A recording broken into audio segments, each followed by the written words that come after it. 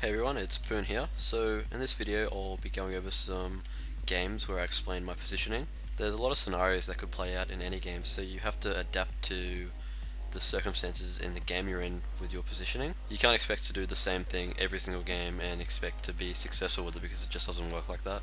You have to take into account the different teams, the different strategies, the different targets they go for. I mean, it's an endless list. So yeah, I'll try and make this guide as simple as I can so it's really easy for everyone to understand. Anyways guys, let's jump straight into the action. Hope you enjoy. Alright guys, so here I'm playing MLS and I'm versing a KFC, which is Holy Paladin Warrior Hunter. And in my opinion this game really illustrates how you have to adapt with your positioning depending on the enemy's strategy and who they're targeting. So you can see the warriors charge me, the hunter's on me straight away. So I'm going to be playing really defensive here. I'm going to try and line of sight the hunter when this pillar comes up. And I'm just going to be trying to keep in line of sight of my shaman and try to stay out of line of sight of their hunter. But at the same time, you know, I have to keep my dots out so we do have some sort of pressure rolling. But yeah, see, the pillar comes up here and straight away I'm playing defensive. My positioning is going to be based on where the hunter's standing, so I'm going to try and line of sight the hunter with the pillar. So in no way am I going to be able to push out and try to land fears on the paladin because it's just too risky at this point in time, seeing they're doing unreal damage to me and they have a lot of instant CC for my shaman as well. And on top of that, I'm deliberately positioning myself so I'm near my shaman for the Spirit Link totem because I know they're going to do a lot of damage in a really small window, so I'm going to have to be really close to my shaman for that Spirit Link to be effective. So there you go, there's the Spirit Link totem. So now we have no NS and no Spirit Link, but you can see we have the hunter and warrior really low because we use that combustion, but the paladin uses a few major defensive cooldowns and manages to top his teammates up. The warrior charges my mage here, so I know that the warrior is going to be trying to kill my mage as the kill target. He even heroic leaps on top of him as well. So now I'm extremely confident to push out and change my positioning playstyle. I'm going to be playing really aggressive. I'm going to put tongues on the paladin and I'm going to Hail Terror the hunter and put the paladin into a full fear while they're sitting on my mage. So take a look at my positioning here. I know they're trying to kill my mage, so I'm going to take advantage of that. I'm going to push up into the paladin's face, so I'm pretty much doing a sandwich effect where I'm basically able to keep full dots on both DPS and I'm able to control the paladin whenever I want because they're unable to stop any of my casts. But now I've feared that paladin 3 times. We have the warrior low, but he's immune to fears, so my mage and I are going to decide we're going to swap to this paladin. I have soul swap up, going to exhale those full dots onto the paladin, and we're going to blow a lot of cooldowns here and try and go for the kill on this paladin, seeing my shaman's nearly and he's run out of cooldowns. I'm going to throw the paladin into a death coil, and my mage is going to use improved counterspell out of that, and he's going to go down here. So as you can see, I had to play really defensive at the start, line of sighting the damage, and as soon as I knew that they wanted to kill my mage, I took advantage of that, and I acted like a sandwich pretty much between the paladin and both DPS, so I was able to control the paladin and was able to maintain dots on the DPS. So I called out to my mage, I have no more CC for the paladin. We set up 4 dots into a death coil silence and it was an easy kill for us. Alright guys, so here's another example. We're versing a Thug Cleave here, and I'm playing RLS with Sea-Doo and Biotox. So as you can see, this hunter's aim-shotting me with his trinket up out of camo, so I'm going to take a lot of damage in this opener. And I'm going to position myself so I'm close to my shaman.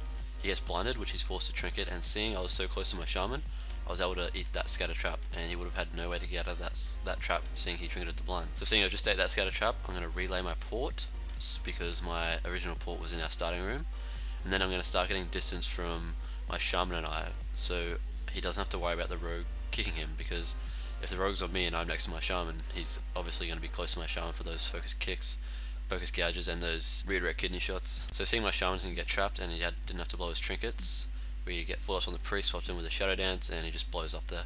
My team played that really well. Alrighty guys, so here's another game. We're playing WLS versus MLS on Dalaran Sewers. Alright, so basically this team is chasing my shaman around a box, and they're not really multi-dotting much, they're just trying to train him down. They're already forced NS, so they're going to try and get a kill on him. So basically what I'm going to do is, I'm going to sit in the open so I have line of sight of all of them, and I'm also trying to sit at least 30 yards away from the mage so I don't get caught in those frost novas, because my shaman won't be able to dispel me while he's being trained, and if I do get novaed when he's around the box, then I won't be able to pill for him because they'll both be out of line of sight from me. So I have 4 dots on the shaman here with Demon Soul and my warrior sitting him, and seeing they're trying to kill my shaman, they don't have many pills at the moment, so you get the Spirit Link there. So as you can see, my main priority here is to make sure I'm in line of sight of all of them, so if I need to fear, if I need to peel for my shaman, I can do it, and I'm able to keep dots on their whole team. And yet again, I'm avoiding those frost novas. And look right there, he puts a ring of frost down, so imagine if I was 10 yards closer to that mage, I would have been caught in the middle of a ring of frost, and then I wouldn't have been able to soul swap to the shaman like I do here. And then I run around and Howler Terror both DPS, so imagine if I was stuck in that ring, I wouldn't have been able to do all of that, which is game breaking in my opinion what I just did. So basically, I've said to my warrior, don't even worry about peeling for my shaman. Even though he's on low health, I Howler Terror both DPS, so we can play offensive. The shaman manages to get away there, so we don't hesitate, we swap straight to the Warlock. Gonna fake that spell lock and look to get a full banish on the pet. You can see I'm dominating this game by sitting in the open while they're all in my line of sight. I'm able to peel for my shaman, I'm able to keep dots on the whole team. And we have too much damage going here and the Warlock goes down, seeing the shaman has no cooldowns. Alright guys, so we're up against the Thug Cleave here on Blade's Edge, and they're training me pretty hard here, so I've kited back down this ramp, and this is going to do two things. First of all, it's going to make the Hunter and Rogue have to line of sight their shaman to be able to do damage to me. And second of all, it's going to have to force their shaman to push up into us if he wants to heal his teammates and dispel them out of fears and whatnot.